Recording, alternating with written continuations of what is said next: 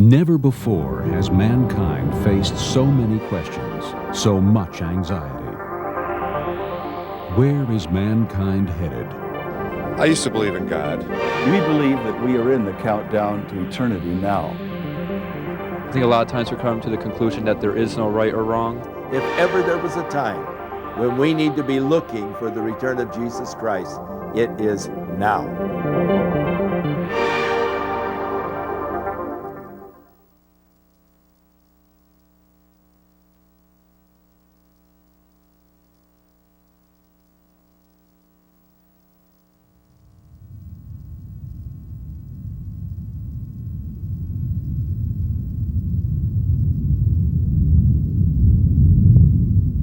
In the beginning, there was nothing. A vacuum, void, empty space. And in this empty space there emerged a primordial fireball. Billions of years ago, this fireball exploded.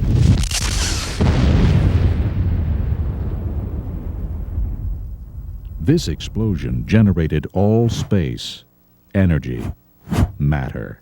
The universe expanded rapidly, producing electrons, neutrinos, photons, and quarks. Soon, this energy began interacting, forming protons and neutrons. Matter continued colliding and interacting. Over time, the first simple elements formed. These elements also collided as the primordial soup continued to expand. Cosmic and particulate evolution continued, and stars began to group, forming into the earliest galaxies. And then, just 5 billion years ago, something wondrous occurred. Within a cloud of gas in a spiral arm of the Milky Way galaxy, our sun formed.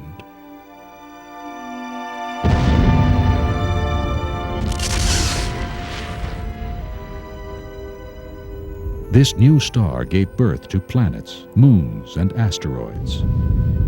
One of these planets, known as Earth, developed an atmosphere. Earth's environment, believed to be filled with volcanic eruptions, lightning, turbulent weather, mixed atoms and energy to create the first simple living cells.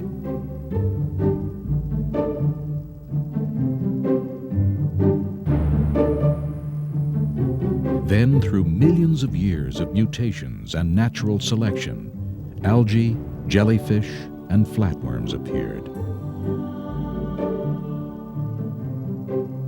As evolution continued, fish appeared in the seas on planet Earth. Some of these fish developed into amphibians, and through natural selection changed into reptiles. A segment of these reptiles evolved into a variety of creatures, including mammals.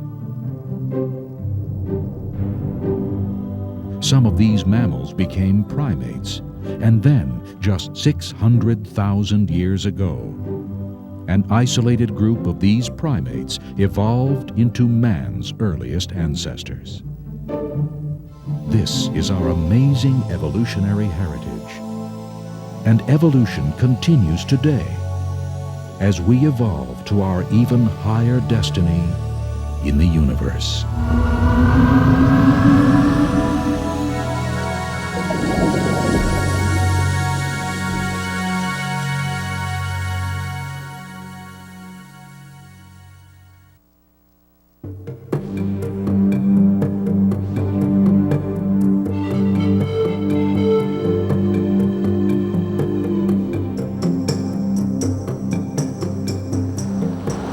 Question of origins. How did the universe and all things that we see here on this planet come into being? Why do we exist? Hi, I'm Roger Oakland. Most of us have pondered these questions. And when it comes to the subject of origins, there are basically two views: the evolution theory and the creation theory. During the 20th century, the world was led to believe that evolution brought about all things. our universe, the Earth, and all life came into existence as a result of an explosion of matter in billions of years of time. However, there are others who believe the observable evidence points towards a creator. So how can we know? What does the observable evidence indicate?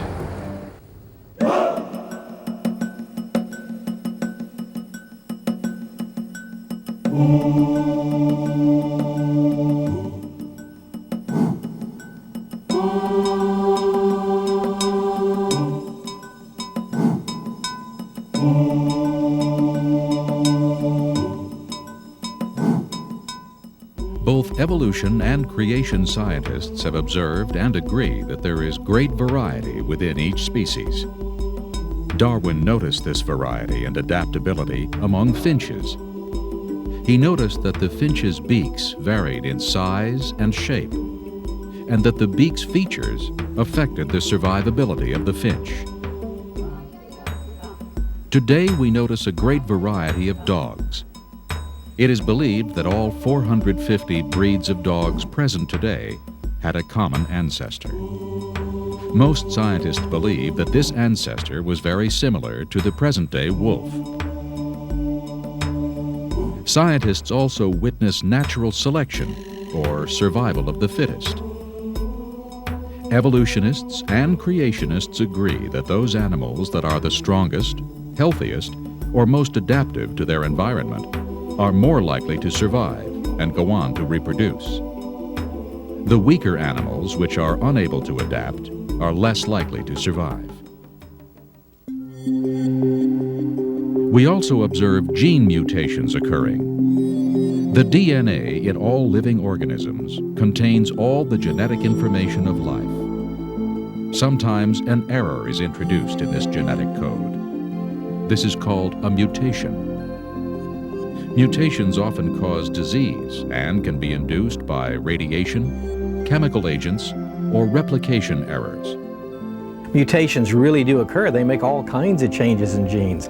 Birth defects, disease organisms, they're great at explaining the origin of disease, death, and disaster, not at all at explaining the origin of something new, some new trait that never exists. All the mutations we know about are only changes in genes that already exist. Darwin observed many things in nature. He was a good naturalist, a good observer of information. What he saw was various plants and animals altering somewhat through adaptation, through variation. He saw them change. We never see one basic type of something changing into something else. That has never been observed in science or in genetics. It just has never been observed. What we see is variety. Variety happens, adaptation happens, evolution doesn't happen. Mutations, natural selection, adaptation. These are some of the observations that both evolutionists and creationists agree upon. But in spite of the agreements, there are substantial differences. And so the debate rages on. I mean, you have such a wide variety of life, and I don't think it's possible for one person. I mean, no matter how powerful he might be, to just snap his fingers and create life. It has to come out naturally over millions of years, probably. I don't believe in the theory of evolution. More and more, even secular scientists are changing their viewpoints because the evidence doesn't support their conclusions. Half of me believes in the theory of evolution, probably because that's what I was taught. 4 years of studies, unfortunately, have kind of brainwashed me towards evolution. We begin where evolutionists say it all began, with the Big Bang and the evolution of the universe. One interesting aspect of the evolutionary theory is that it's such a powerful theory, and it's exercising such a strong hold over the imaginations of scientists that they've applied it outside the biological realm. They've applied it to inanimate things as well. They've applied it to the chemical elements, to stars, to galaxies. It's said that the universe itself is evolving. Did the Big Bang trigger the formation of galaxies, stars, planets, and ultimately life?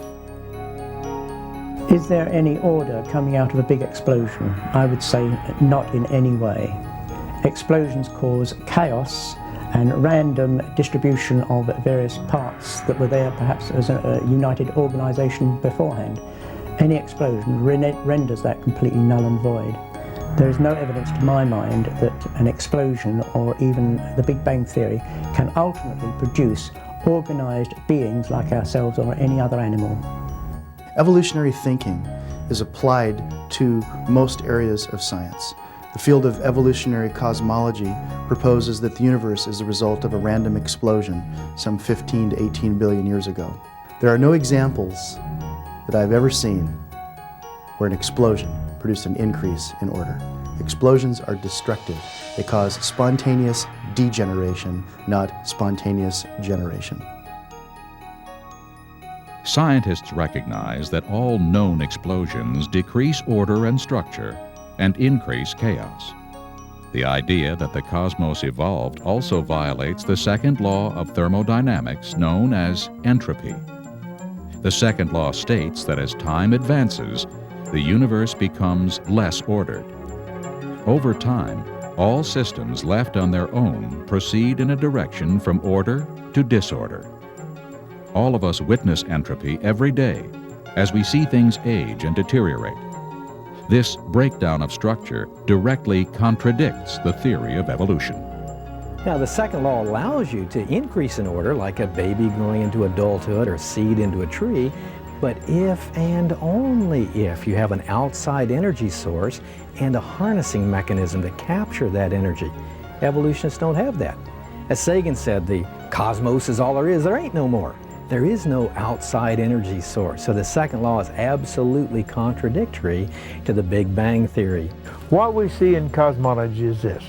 Everything we see, things are running down. Stars are burning up their fuel.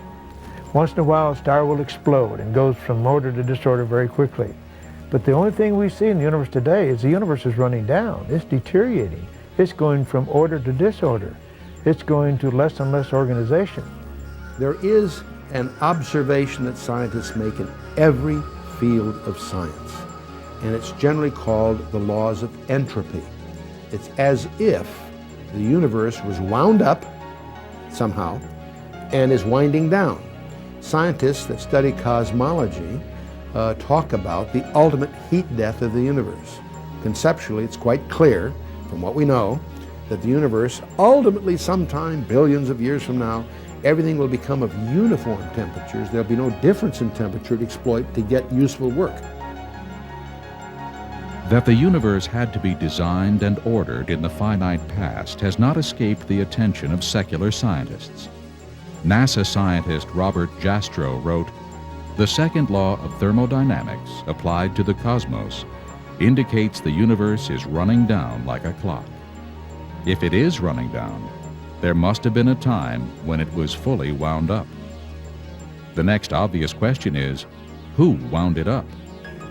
Gordon Van Wylen addressed the question squarely in his book Thermodynamics when he wrote, "The author has found that the second law tends to increase his conviction that there is a creator who has the answer for the future destiny of man and the universe." We only see destruction, we never see innovation. And this, I think, is what the creationist model has been proposing all along, that in the beginning things were very good, they were perfect, just like God wanted. But then, as sin entered into the universe and God's curse on all of creation because of that sin, the wages of sin is death, not only in the physical life, but in the universe everything is dying. The sun is burning out, the moon's orbit is decaying, everything is in this process of death and decay. Evolutionists and creationists agree now that the universe is finite. Space and time and matter had a beginning. Beginning with the studies of Albert Einstein in the early 1900s on through this century, scientists are in agreement that space, time, and matter did indeed have a beginning. 20th century science, embarrassingly, has confirmed the biblical view, because the great discovery in cosmology is that the experts have agreed that the universe had a beginning. And they call it a singularity.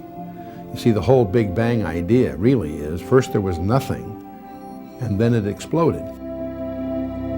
The fact that the universe is finite, that it had a start, is a key fact, but a very, very awkward fact for the evolutionist, because it really raises an issue they won't deal with, and that is what happened prior to that singularity. The creation model has always anticipated a finite universe. In the first verse of Genesis, we read, "In the beginning, God created the heavens and the earth." The Bible also states that time had a beginning. In 2 Timothy, we read, "God, who has saved us and called us with a holy calling, not according to our works, but according to His own purpose and grace, which was given to us in Christ Jesus before time began." Amazingly, the Bible even explains entropy. "Of old, you laid the foundation of the earth, and the heavens are the work of your hands. They will perish, but you will endure. Yes, they will all grow old like a garment."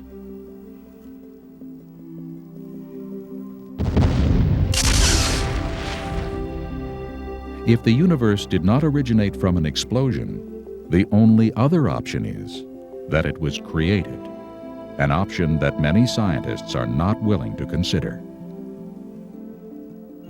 Almost all scientists would try to find a mechanical explanation of how the stars, the galaxies and the planetary system came into existence by purely mechanical means without any intervention of a God in creation. To my mind, they have utterly failed. If you look at the planetary system alone, there have been several explanations trying to show how the planetary system came into existence without any preformation by God, and each one has failed miserably. Many observations contradict the current theories on how the solar system evolved. The most popular theory holds that the solar system formed from an interstellar cloud of swirling gas and dust. If the sun, planets, and moons evolved from the same material, they should have many similarities. Yet each planet is unique. Since about 98% of the sun is hydrogen or helium, Earth, Mars, Venus, and Mercury should have similar compositions. Instead, much less than 1% of these planets is hydrogen or helium.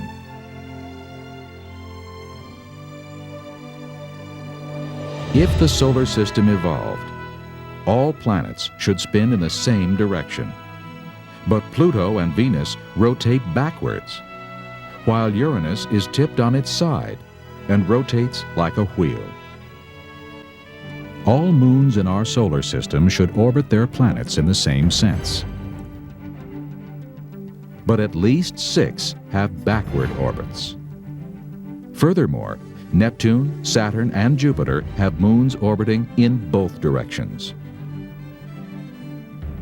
Growing a planet by many small collisions will produce an almost non-spinning planet, since the impacts will be largely self-canceling. Yet, all planets spin, some much more than others.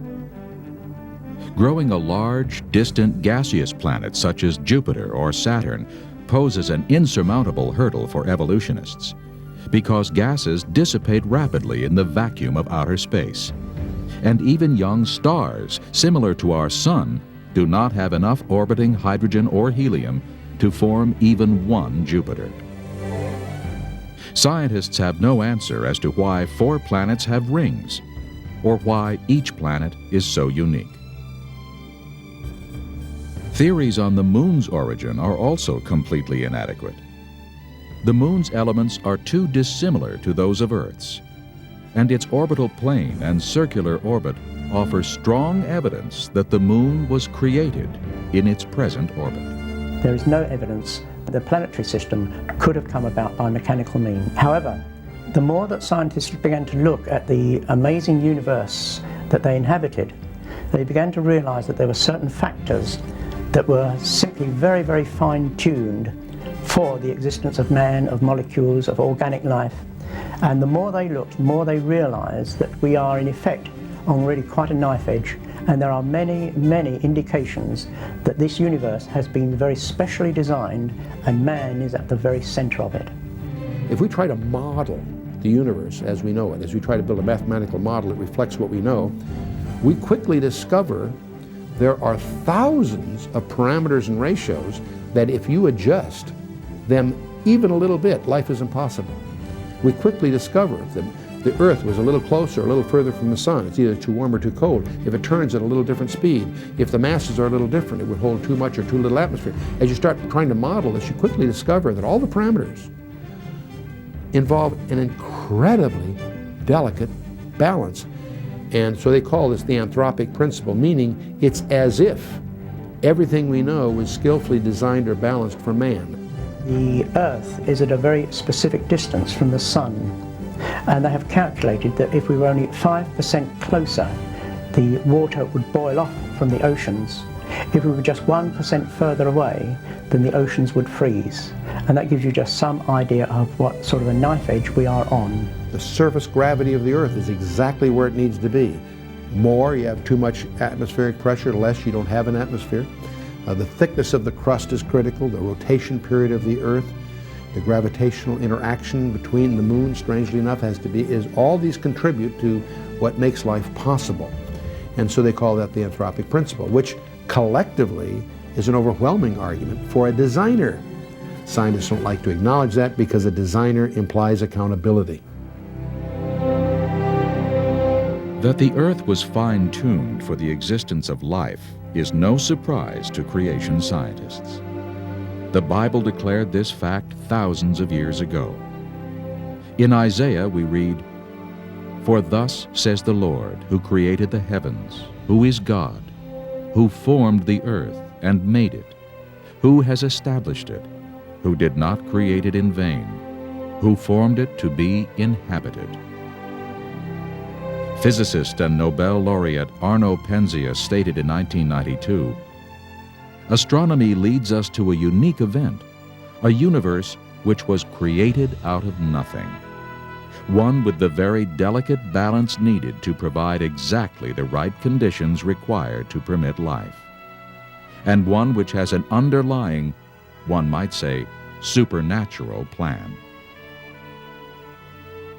Astronomer George Greenstein stated in his book, The Symbiotic Universe, "As we survey all the evidence, the thought insistently arises that some supernatural agency must be involved.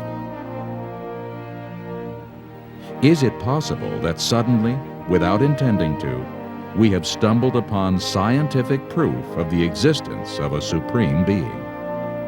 Was it God who stepped in and so providentially crafted the cosmos for our benefit?" The more we study the cosmos, the more the psalmist words ring true.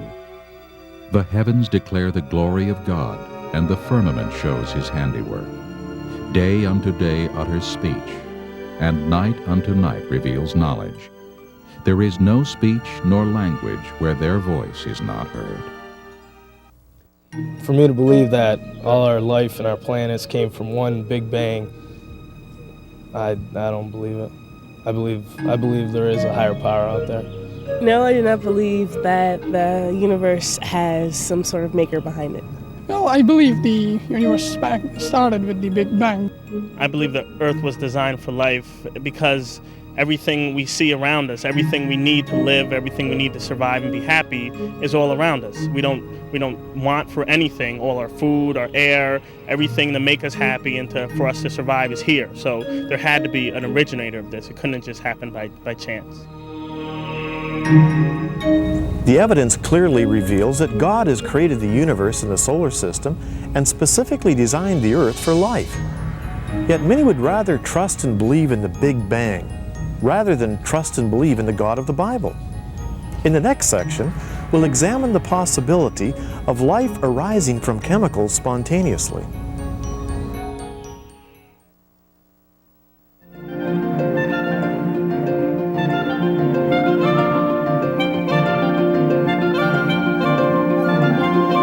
Did chemical evolution on the primordial Earth produce life? According to evolutionary thought, all life, bacteria, fish, plants, animals, and man, originated from chemical compounds. This theory that life arose from non-living chemicals is called spontaneous generation. One of the fundamental laws of biology is the law of biogenesis, that life comes only from pre-existing life.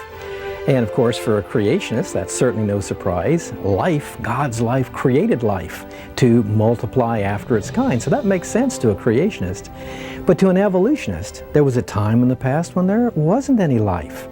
And so chemicals somehow got together and made living things. And this was often called spontaneous generation. And there have been some enormous problems faced in trying to get a group of chemicals to come to life. A few years ago, Stanley Miller did a famous experiment. He took some simple materials, some methane, some ammonia, some water vapor, zotzed them with an electric spark to simulate lightning flashing back and forth in the atmosphere of the ancient Earth, and in just a week, he got amino acids, the building blocks of protein. And that was hailed as almost making life in a test tube. And that was one I used when I used to teach evolution. But I took a look at the rest of the evidence. And there are three problems with that brilliant experiment. One, he had the wrong starting materials. Two, he used the wrong conditions. And three, he got the wrong results. Other than that, it was a brilliant experiment. The Miller experiment assumed an atmosphere of methane and ammonia, gases that could not have been present in large amounts because the ammonia would be decomposed by ultraviolet light, and methane should be found stuck to ancient sedimentary clays, but is not. Miller also left out oxygen because he knew that oxygen would destroy the very molecules he was trying to produce. But as deep as we dig, we find oxidized rocks, suggesting an oxygen-rich atmosphere. The Earth did not have a reducing atmosphere, say an atmosphere of methane, ammonia, and hydrogen that was suggested in the Stanley Miller experiment. The Earth never had such an atmosphere. The geology is now clear. There is good evidence that the Earth has always had oxygen in its atmosphere. Now that would absolutely preclude any evolutionary origin of life. Miller also used the wrong conditions. He used an electric spark to combine the gas molecules. The problem is that the same spark that puts amino acids together also tears them apart, and it's much better at destroying them than making them.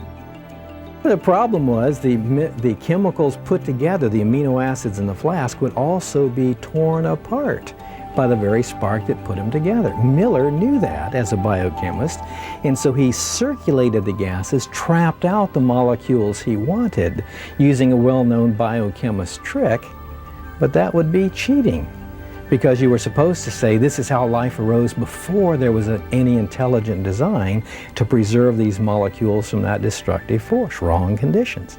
Then he got the wrong results. The main product of the Miller experiment was tar, a nuisance in organic reactions.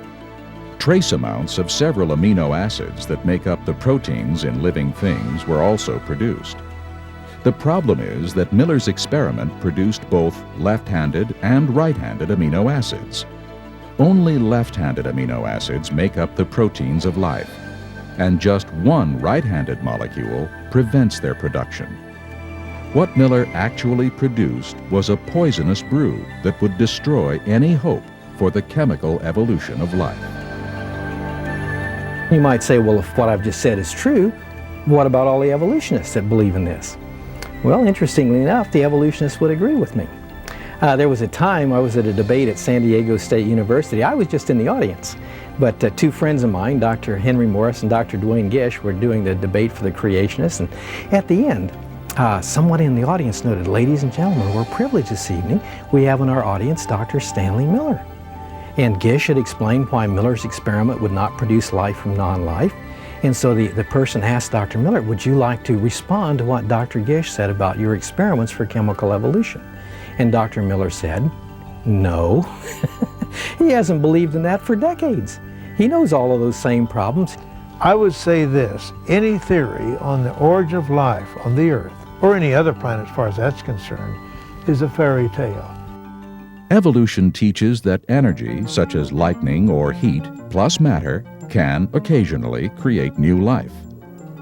Yet our entire food industry rests on the fact that this can never happen. If we examine a jar of peanut butter, it contains matter and is exposed to light and heat. But we never find new life inside unless an outside life contaminates it.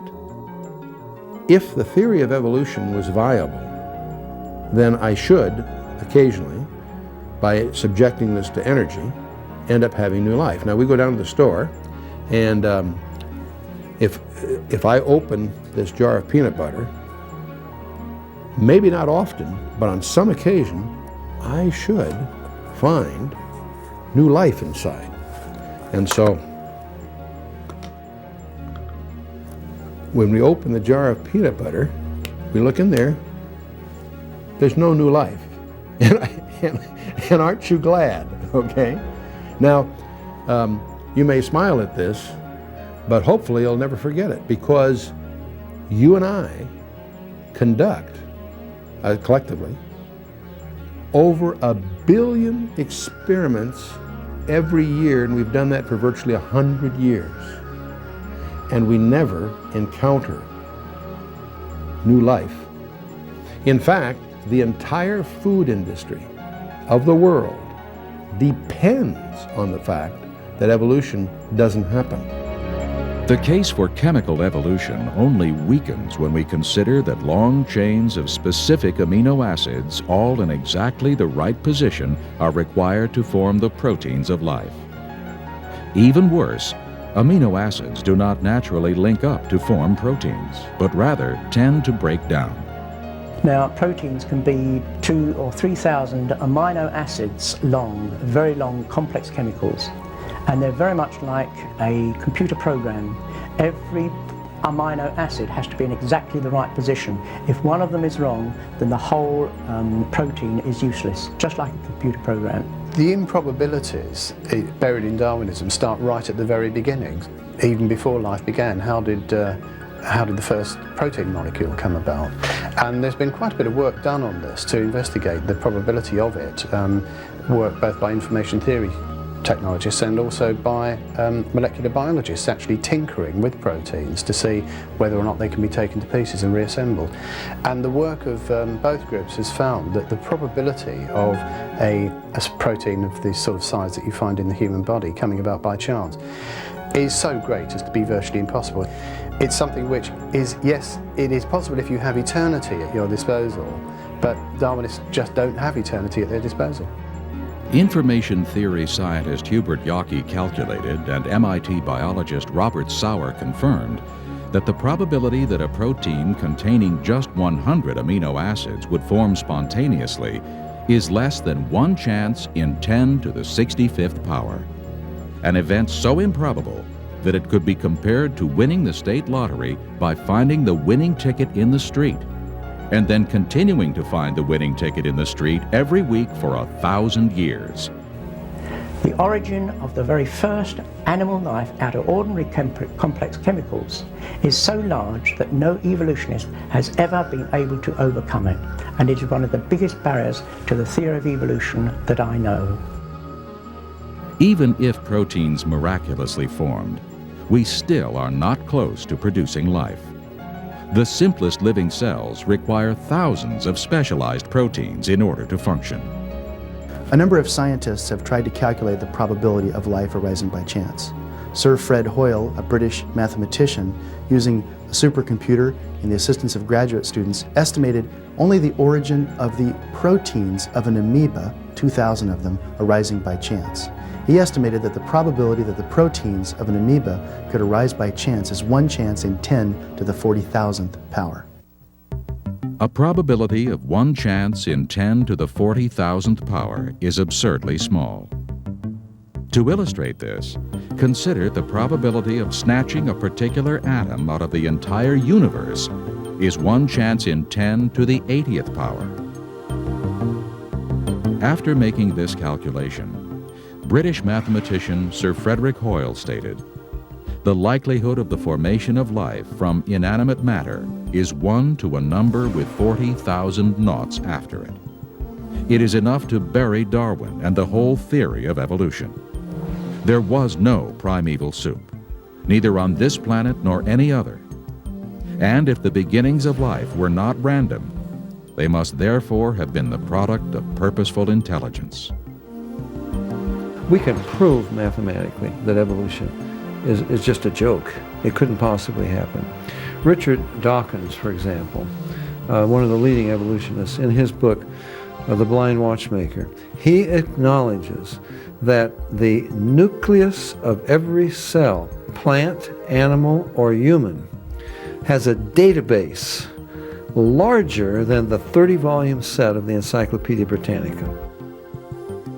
All life, plants, animals, and man, are made up of cells. Each cell is a miniaturized city performing the complex functions required for life to exist.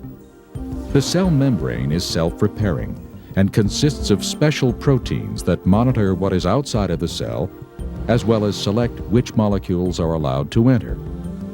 These proteins act as pumping stations, controlling the import of nutrients and the export of waste materials. Inside the cell, we find staggering complexity.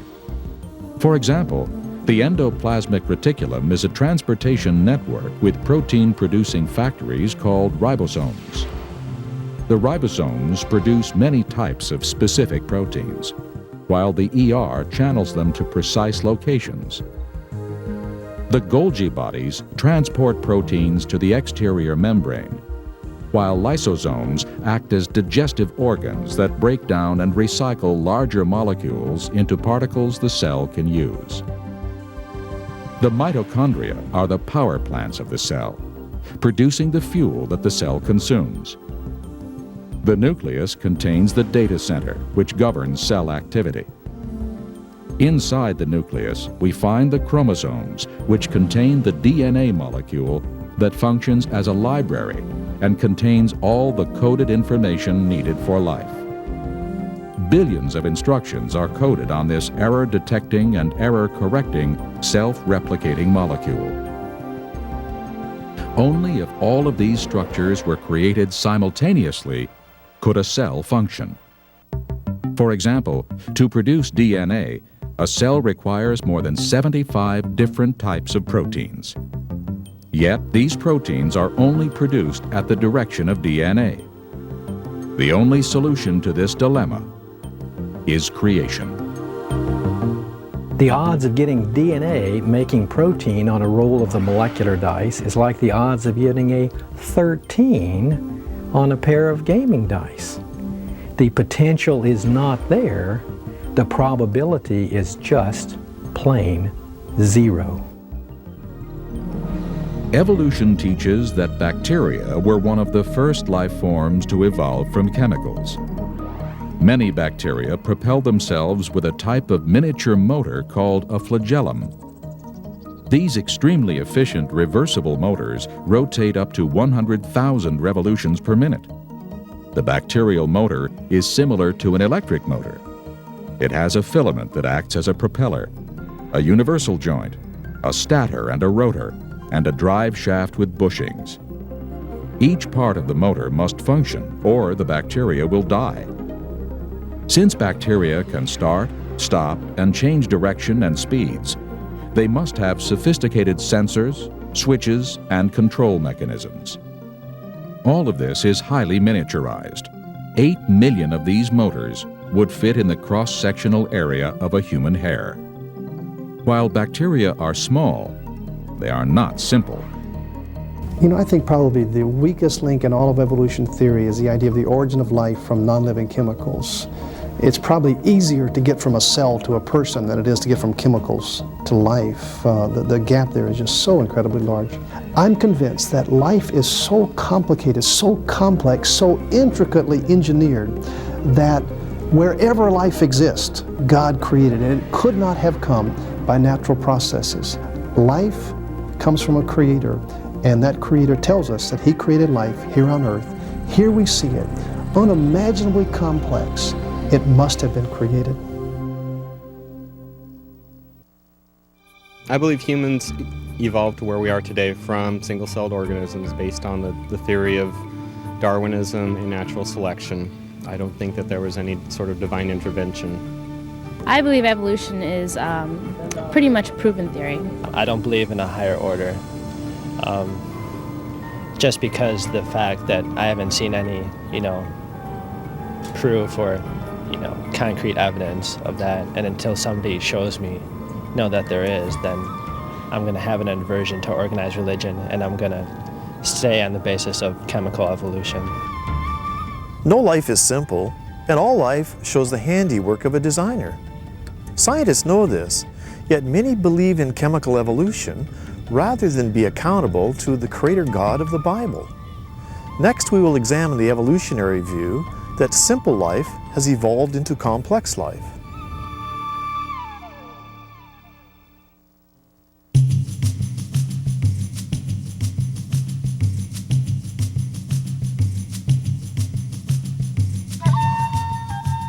Assuming that life miraculously appeared on Earth, is it possible that single-cell life evolved to become all the complex plants and animals we see today? That was Darwin's idea that everything, every living thing on the Earth eventually could be traced back to a common ancestor. The thing that Darwinists believe is that life, that all the species on Earth have evolved by a process of spontaneous genetic mutation. That's a spontaneous change in the DNA, which is the program for every living thing, coupled with natural selection, the survival of the fittest. The extraordinary thing is that although the theory has been pretty well accepted universally for over a century now, there is absolutely no direct evidence to support it at all. Darwin made a big deal about the fact that there were various sizes of finches, small, large, medium-sized finches. He made a big deal of the fact that there were finches with large beaks, thick beaks, long beaks, and thin beaks. Darwin assumed that these beaks were evidence of evolution. In fact, these beaks were the result of the genetic variability that already existed in the population. If you take two medium finches with medium-sized beaks and you breed them, you will get some finches with small beaks and some finches with larger beaks. Over time, as these finches spread out into the various environments, certain beak sizes would be favored in certain environments, and therefore they would become the predominant type. But the point is the capability to produce the small beaks, the medium beaks, and the large beaks was already in the parent population of the Galapagos finches, and it was simply the environmental differences that allowed them to be expressed. It was not the creation of any new and unique information. The trouble is that all these finches actually do interbreed, and that is in biology, this is the test of a species. Two creatures which can breed and produce live fertile young are regarded as belonging to the same species, and all of the Galapagos finches meet that criterion, so there are not many species. If evolution was true, we wouldn't be concerned about the extinction of species. There'd be new ones being created. We don't have new species, we got deterioration. We have all kinds of species that no longer exist. Charles Darwin theorized that given enough time, one kind of animal could evolve into another. This is the basis for the evolutionary tree of life taught in biology. Yet Darwin himself acknowledged the lack of transitional fossils in the rock strata. Darwin wrote, "Intermediate links? Geology assuredly does not reveal any such finely graduated organic chain, and this perhaps is the most obvious and serious objection which can be urged against the theory." The key problem with Darwinism is finding hard physical evidence. Where would you look for that evidence? Well, obviously in the rocks, in the record of the rocks, the fossil record. Fossils have been collected for hundreds of years, for centuries. There are billions of fossils in every university and every museum in the world. But there are no intermediate species. You look at one strata and you find one kind of fossil. You look at the strata above it, you find a different kind of fossil. What you don't find is a gradual change. One of the greatest evidences for creation is found in the fossil record.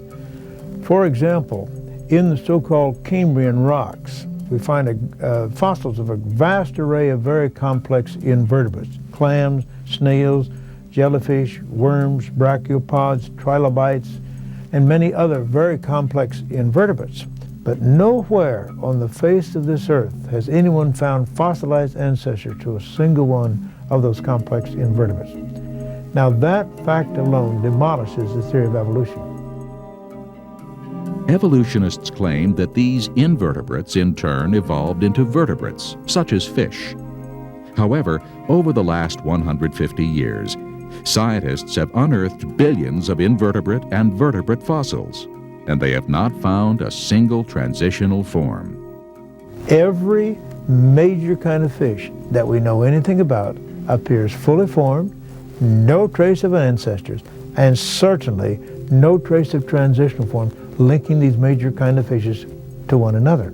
Now that fact is known. Evolutionists know that. Now the fact that we have no ancestors for the fishes, the vertebrates, we have no ancestors for the invertebrates, means that we didn't have any ancestors, and evolution is impossible.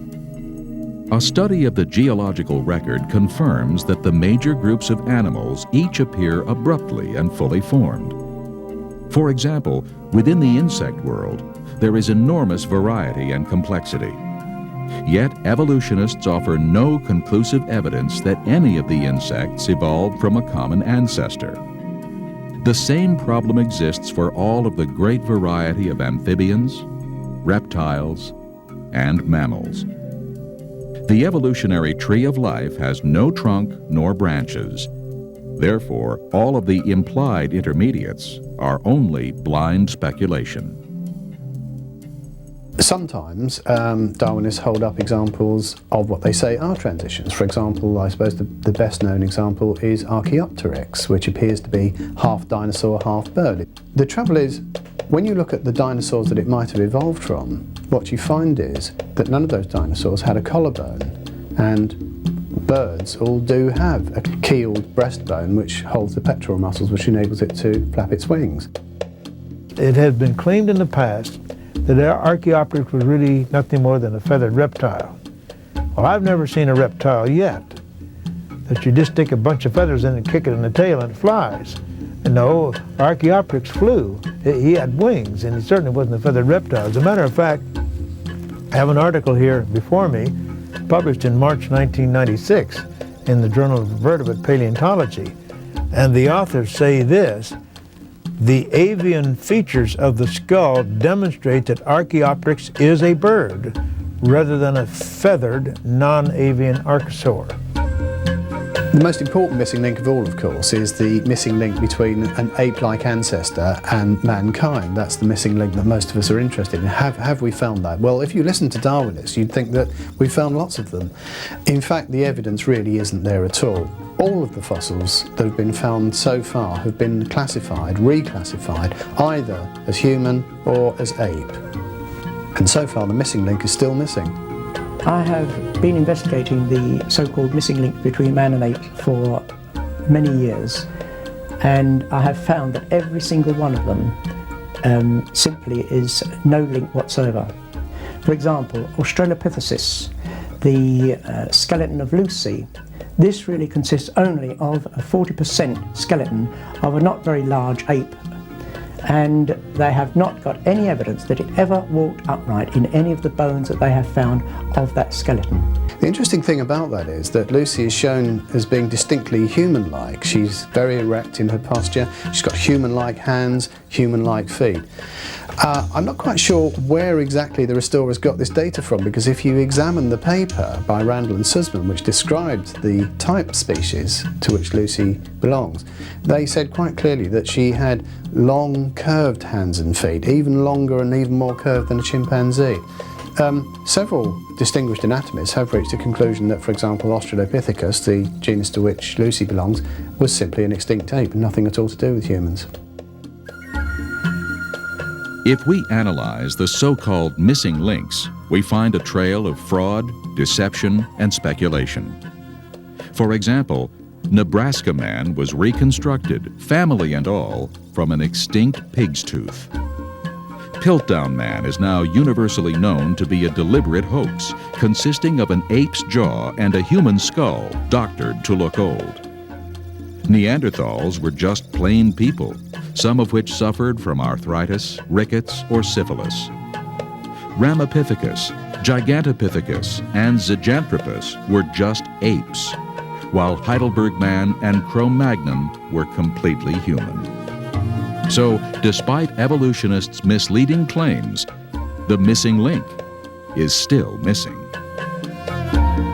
One of the more amusing things you hear these days is that the DNA of man and chimpanzees is 98.3% identical. And I have to admit, as a geneticist, I find that kind of humorous. You're not even that closely related to yourself. And so the genes you inherit from your mother, the genes you inherit from your father, are on the average at a maximum only 93% similar. Scientists claim that the hemoglobin of a chimpanzee is 98% the same as the hemoglobin of a human being. What they don't tell you is there are many other organisms, including slime molds, that have hemoglobin, which is also very similar to the hemoglobin of a human being. Now, you would expect a lot of similarities between man and chimpanzee. We breathe the same air, we have muscles and bones, we digest things similarly. If we were created by the same God, we would expect to have lots of similarities. But let's suppose for just a moment that there was some truth in that figure, although I haven't got a clue where in the world it could have come from. A cloud is 98% water. A jellyfish is 98% water. A watermelon is 98% water. To use evolutionary logic, there's no difference between a cloud, a jellyfish, and a watermelon. Those 2% difference really make a whale of a difference in man and chimpanzee. In the first chapter of Genesis, we are told that God created every living thing according to its own kind to reproduce and fill the earth. This is exactly what we see. If, as evolutionists claim, a reptile evolved into a bird, who would the first bird mate with? Furthermore, all intermediate forms would be fatal. What good is half a wing or half a beak? All animals have complex organs required for their survival. For instance, dolphins and bats have a sophisticated sonar that they use to locate food. Unless these highly efficient sonar systems are fully functional, the animal dies. Certainly, the scientific evidence overwhelmingly supports the creation model, while evolutionists are forced to admit that from their perspective, both the origin of life and the origin of the major groups of animals remain unknown. Complex body structures that we have probably did not come from the evolution. Maybe it did. It's really hard to decide which one it could be. To me, again, it takes more faith to believe that all these perfect conditions came together at the right moment to allow all these complex aspects of life to come into being and to come into existence. And to me, it takes a lot more faith to believe that hogwash than it does to believe that there's an awesome God that created us. Evolutionists are trying desperately to hold on to a failing theory rather than to acknowledge the creator God of the Bible. Despite this, the evidence continues to mount to support the creation model. But how can we know that the God of the Bible is the creator? The scientific evidence in this century has indeed proven that space, time, and matter is finite, and it tells us that the creator must be a being who's independent of space and time. Only the Bible teaches the notion of a finite universe and a creator who is fully transcendent. That is, he's independent of space and time, but he can also act within our space-time domain. No other holy book on the earth teaches such a creator. If you look at any of the other religious books, all of them presume a three-dimensional universe and a three-dimensional God. And that's amazing to realize that only the Bible has as its distinctiveness a transcendent presentation. For years, the astronomers believed that there was somewhere in the neighborhood of 6,000 stars. This held in the science of astronomy until Galileo came along with his telescope, and suddenly science realized that the stars of the heaven are innumerable. Billions of galaxies, billions of stars in these galaxies, innumerable, just like God said to Abraham way back in Genesis, the first book of the Bible. Throughout the Bible, we find insights about the physical universe that the scientific world has only recently discovered. For instance, in the book of Jonah, we read, "The water compassed me about, even to the soul. The depth closed me round about. The weeds were wrapped about my head. I went down to the bottoms of the mountains." In this amazing verse, we are told that there are mountains on the ocean floor. Yet scientists did not know this until this century. In the book of Job, Job proclaims that God hangs the earth on nothing. While many holy books declared that the earth sits on the backs of turtles or elephants, or is held up by Atlas, the Bible alone declares what we now know to be true. In Hebrews chapter 11, verse 3, we read, "By faith we understand that the worlds were framed by the word of God, so that the things which are seen were not made of things which are visible." Only recently have scientists discovered that everything in the universe is made up of subatomic particles that are indeed invisible to the naked eye. Certainly these authors were inspired by the Creator of the universe. Many other scientific insights were revealed in the Bible centuries before man discovered them. For example, atomic fission, oceanic currents, the hydrologic cycle, the jet stream, dinosaurs, and innumerable stars. We know that when Columbus made his trip to discover India and landed here in America, that when he took off, there was tremendous fears that he would come to the edge of the earth and would plunge off into nothing. And yet, had they read the Bible, they would have known that Isaiah talks about the circle of the earth and that the earth is actually round. I challenge anyone to find scientific errors in the Bible. They're not there. What's fascinating to me is the more you know about the Scripture and the more you know about contemporary science, you discover the Bible has anticipated it. As a Christian, we can believe in creation and the laws of science at the same time. And as a scientist, I'd a lot rather believe a theory that fits with the evidence that we can really see. Always, whenever we study, whenever we really can observe, we'll see that science supports God's Word. I would challenge those who are declaring that the Bible is filled with myths to investigate for yourself with an open mind, and I know you'll discover the truth.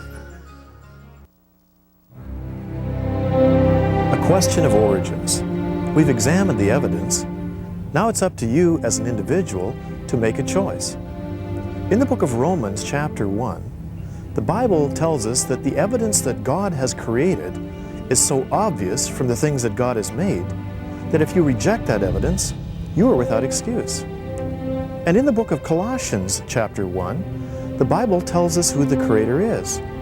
Not only that He has created all things, but that He has redeemed us from our sins through His death upon the cross at Calvary. The Creator is Jesus Christ. Will you acknowledge that you have been created?